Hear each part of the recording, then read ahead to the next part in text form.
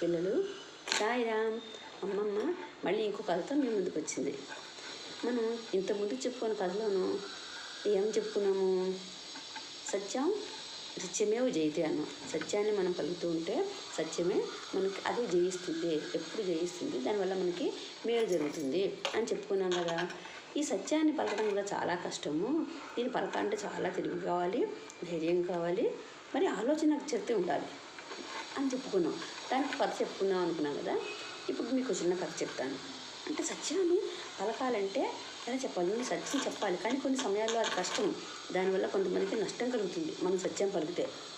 అందుకని దాన్ని ఎలా చెప్పాలి మనం అనుకున్నాం. ఒకసారి ఒక అడవిలోనూ ఒక చిన్న ఆశ్రమం ఉందిట. ఈ ఆశ్రమంలో ఒక మహర్షి ఉన్నారు. ఆయన మనం తపస్సు చేసుకుంటూ ఉంటారు అక్కడ. ఆయన ఒక రోజు ఆశ్రమంలో కూర్చొని తపస్సు చేసుకుంటున్నారు. ఎందుకు తపస్సు చేస్తారు? మనుషులు ఎందుకు తపస్సు చేస్తారంటే వాళ్ళ కోసం, వాళ్ళు ఏమీ దేవుడిని చూడడం కోసం ఇచ్చేస్తారు. వాళ్ళు ఏమి కోరుకోరు దేవుడిని చూడాలి. దేవుడు అంటే ఎక్కడున్నాడు? ఒక లైట్, మనకు కనిపించకుండా ఉండే ఒక ఎనర్జీ, ఒక వెలుగు, జ్యోతి స్వరూపం అన్నమాట. ఆ జ్యోతిని వాళ్ళు దర్శించడం కోసం మాత్రమే యోగులు తపస్సు చేస్తారు. మళ్ళీను అందరూ సుఖంగా ఉండాలి, లోకంలో జనులందరూ, అందరి ప్రాణులు సుఖంగా ఆనందంగా ఉండాలి. లోకాః సమస్తాః సుఖినో భవంతు అని చెప్పుకుంటారు వాళ్ళు. భగవంతుడు ఏమీ కోరరు, వాళ్ళ కోసం వాళ్ళు ఏం కోరుకోరు, అన్నీ ప్రజల కోసమే కోరుకుంటారు అన్నమాట. అలాగా ఆయన తపస్సు చేసుకుంటుంటేను అంత కాసేపు కళ్ళు మూసుకొని అలా కూర్చుని ఆయన భగవంతుడిని ధ్యానించుకుంటున్నారు. ఒకసారి అడవి అంటే మరి పెద్ద చెట్లు, ఓళ్ళంత చెత్త ఉంటుంది కదా, ఎండిపోయిన ఆకులు అవి ఉంటాయి. సడన్గాను ఎండిపోయిన ఆకులు గలగలగల చప్పుడవుతున్నాయి. ఆకులు చప్పుడు పడింది. ఆకులు చప్పుడు పడితే ఆయన కళ్ళు తెరిచారు. కళ్ళు తెరిచి చూస్తే ఏముంది, ఆయన ముందు నుంచి ఒక జింక పరిగెత్తుకుంటూ పారిపోయింది. ఆయన చూశారు, అంత జింక ఇలా పరిగెడుతూ వెళ్ళిపోతుంది ఏంటి? అయితే ఓ వేటగాడు ఎవరో దాన్ని వేటాడుతున్నాడు అన్నమాట. దాన్ని పరిగెత్తుకుంటూ, దాన్ని తరుముకుంటూ వస్తున్నాడు, దాన్ని చంపడానికి వస్తున్నాడు అన్నమాట అనుకుని కామ్గా ఉంటున్నారు ఆయన. కొంతసేపటికి వేటగాడు వచ్చి వాడికి చూశాడు, అటు ఇటు చూశాడు, ఎక్కడ జింక కనిపించలేదు. జింక పారిపోయింది. ఎవ్వరు చుట్టూ మనుషులు లేరు. జింక ఎట్టడిదో నాకు తెలియదు, అటు ఇటు చూస్తూనే ఉంటున్నాడు. అది ఎవరు? వేటగాడు. అక్కడేమో మహర్షి కనిపించారు, తపస్సు చేసుకుంటున్నాను. ఆయన దగ్గరికి వెళ్ళి, స్వామి మరి ఇటు ఒక జింక వెళ్ళిపోయింది, పారిపోయింది, ఎటువంటిదో మీరు ఏమైనా చూసారా అని అడిగితేను మహర్షి కళ్ళు తెరిచి ఆలోచించారు. ఇప్పుడు నేను ఏం చెప్పాలి, ఎలాగా అంటే ఇప్పుడు జింక వెళ్ళింది అని చెప్తే కనుక ఆ వేటగాడు వెళ్ళి జింకని చంపేస్తాడు. మరి వెళ్ళలేదు అని చెప్తే ఆయన అసత్యం ఆడినట్టు అవుతుంది. అది దోషం. అసత్యం ఆడితే వాడికి దోషం తగులుతుంది. ఋషులు తపస్సు చేసుకుంటుంటారు కదా, వాళ్ళు ఎప్పుడు అసత్యాన్ని చెప్పరు, ఎప్పుడు సత్యాన్నే పలుకుతారు వాళ్ళు. అందుకని వాళ్ళ మాటకి కూడా చాలా శక్తి వస్తుంది. మనం కూడా ఎప్పుడు ఎక్కువ అబద్ధాలు చెప్పకుండా ఎప్పుడు సత్యాన్ని మనం పలుకుతూ ఉంటే మన మాటకి కూడా శక్తి పెరుగుతుంది. కొంతమంది అంటే మనకేంటి అది శక్తి పెరగడం అంటే ఏంటి, ఒక ఎనర్జీ మనకు వస్తుంది.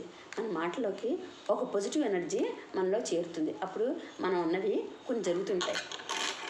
మరి ఎప్పుడు అబద్ధాలు చెప్పేవాళ్ళు కొంతమంది, ఎప్పుడు అవసరం అయినా లేకపోయినా అన్ని అసత్యాలు చెప్తూ ఉంటారు.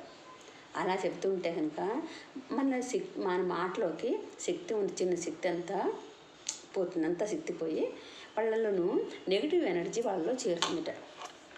వాళ్ళు అప్పుడు ఏం మాట్లాడినా సరే మాటకి విలువ ఉండదు, ఎవరు వాళ్ళని గౌరవించరు. మన మంచి మాట మాట్లాడితే అందరితో మంచి నాలుక చెడ్డ నాలుక చెప్పుకున్నాం కదా. మంచి నాలుక ఉండి మనం మంచిగా అందరితో మాట్లాడితే అందరూ మనం ఇష్టపడతారు. మనం చెడ్డుగా మాట్లాడితే అందరూ మనం అసహించుకుంటారు. అలాగే అప్పుడు మనం మంచి మాట మాట్లాడినప్పుడు మనలో ఎనర్జీ పెరుగుతుంది, పాజిటివ్ ఎనర్జీ వస్తుంది. మనం అన్ని తప్పులే అబద్ధాలే మాట్లాడుతూ ఉంటే మన మాటకి శక్తి పోతుంది, మన మనిషికి ఉన్న విలువ గౌరవం కూడా తగ్గిపోతాయి. ఎవ్వరూ వాళ్ళని గౌరవించరు. ఇదంతా అందుకని మహర్షులు ఎప్పుడు తపస్సు చేసిన ఋషులు వాళ్ళు ఎప్పుడెప్పుడు తప్పు మాట్లాడరు, అసత్యము ఆడరు, ఎప్పుడు సత్యాన్నే పలుకుతారు. ఇప్పుడు మన మహర్షి గారు ఉన్నారు కదా, ఆయనకేమో ఇప్పుడు అనుమానం వచ్చింది. ఎలాగప్పుడు ఆయన నిజం చెప్తే ఇప్పుడు వెళ్ళి జింకని చంపేస్తాడు, ఆయన మళ్ళీ వెళ్ళలేదు, నేను చూడలేదు అంటే అసత్యం అన్నట్టు ఆయన దోషం తగులుతుంది. ఇప్పుడు ఏం చేయాలి అనుకుని కళ్ళు మూసుకొని అప్పుడు దేవుని తలుచుకున్నాడు. స్వామి నాకు ఆ జింక చచ్చిపోకుండా ఉండాలి, నాకు ఏదైనా ఒక ఉపాయం చెప్పండి స్వామి అని కళ్ళు మూసుకొని అలా ఆలోచించాట. ఎందుకంటే ఆయనకు సడన్గా ఒక థాట్ వచ్చింది. ఎందుకు వచ్చింది? మరి ఆయన ఎప్పుడు అసత్యం చెప్పలేదు కదా. ఎప్పుడు అసత్యం చెప్పిన వాళ్ళకి దేవుడే థాట్ ఇస్తాడు. ఆ దేవుడు ఎలా ఉంటాడు అంటే మనం చెప్పుకుందాం నెక్స్ట్. ఇంకా దేవుడిని మనం ఎలా గుర్తించాలి అంటే చెప్పుకుందాం. ఇప్పుడు ఇంక సడన్గా థాట్ వచ్చింది. వచ్చాక నావు బాగానే ఉందనుకుని ఆ వేటగాడుతూ అన్నట్ట, నాయన నాకు చూసే కళ్ళకి నోరు లేదు, మాట్లాడే నోటికి కళ్ళు లేవు, నేను ఇలా చెప్పను అన్నట్ట. వాడికి అంతా అయోమయంగా తోచింది. ఏంటి ఇలా అంటున్నారు? వాడికి ఏం అర్థం కాల, వెళ్ళిపోయాడు అక్కడి నుంచి. చూసారా, ఆ రకంగా వాడు జింకని ఆయన మహర్షి గారు రక్షించారు. ఎలాగా? చూసే కళ్ళకి. మరి జింకని ఆయన వెళ్ళడం చూశారు, కళ్ళతో చూశారు, కానీ కళ్ళు చెప్పగలవా? నోరు మూసుకుంటే కళ్ళు చెప్తాయా? కళ్ళు మాట్లాడలేవు. కళ్ళు కానీ మాట్లాడతాయి, కానీ అది అందరికీ అర్థం కాదు. మరి నోరు మాట్లాడుతుంది, ఇలా వెళ్ళింది జింక అని చెప్పాలి, కానీ నోరు చూసిందా? జింక వెళ్ళ నోరు చూడలేదు కదా. కళ్ళు చూసాయి, నోరు చూడలేదు. కళ్ళు చూసాయి కానీ చెప్పలేవు, నోరు చూడలేదు, మాట్లాడగలదు కానీ నోరు చూడలేదు. అందుకని చెప్పారు, చూసే కళ్ళు మాట్లాడలేవు, మాట్లాడే నోరు చూడలేదు అన్నట్టు. ఆయన అబద్ధం చెప్పినట్టు కాలేదు, ఇప్పుడు సత్యం చెప్పినట్టు కాదు, రెండు కాదు. దానివల్ల జింకని రక్షించినట్టు అయింది ఆయనకి. ఆ రకంగా మనం ఆ సత్యాన్ని ఎప్పుడు పలకకుండా ఉంటే కనుక మనలో కూడా శక్తి పెరుగుతుంది, మన మాటకి విలువ పెరుగుతుంది, మనకి గౌరవం దక్కుతుంది, అందరూ గౌరవిస్తారన్నమాట. పిల్లలనే కాదు పెద్దలే కాదన్నమాట. మన పిల్లలందరూ కూడా నీకు విలువ పెరగాలనుకో, అందుకని ఎప్పుడు సత్యాన్నే పలకాలి. అప్పుడు మనకి దేవుడు కూడా మనకి ఎప్పుడు సహాయం చేస్తాడు. చూసారా మరి ఋషి గారికి మరి ఆయన ఆలోచించుకుంటే ఆయన జస్ట్ వెంటనే ఒక ఉపాయం వచ్చింది కదా. అది కూడా మనకి ఆ రకంగా ఉపయోగం తెలుస్తుంది, భగవంతుడు చెప్తాడు. మరి దేవుడు ఏ విధంగా కనిపిస్తాడు మనకి, మనం ఎలా గుర్తించాలి అంటే మనం ఇంకో కథలో నెక్స్ట్ టైం వచ్చేప్పుడు మరి ఇంకో దాంట్లో మనం చెప్పుకుందాం దేవుణ్ణి ఎలా గుర్తించాలి. సరేనా? బాగుందే కదా. మరి మనందరం ఇక్కడి నుంచి ఇప్పుడు అసత్యాన్ని పలకకుండా తెలివిగా ఆలోచించి సత్యాన్ని పలుకుదాం. సరేనా?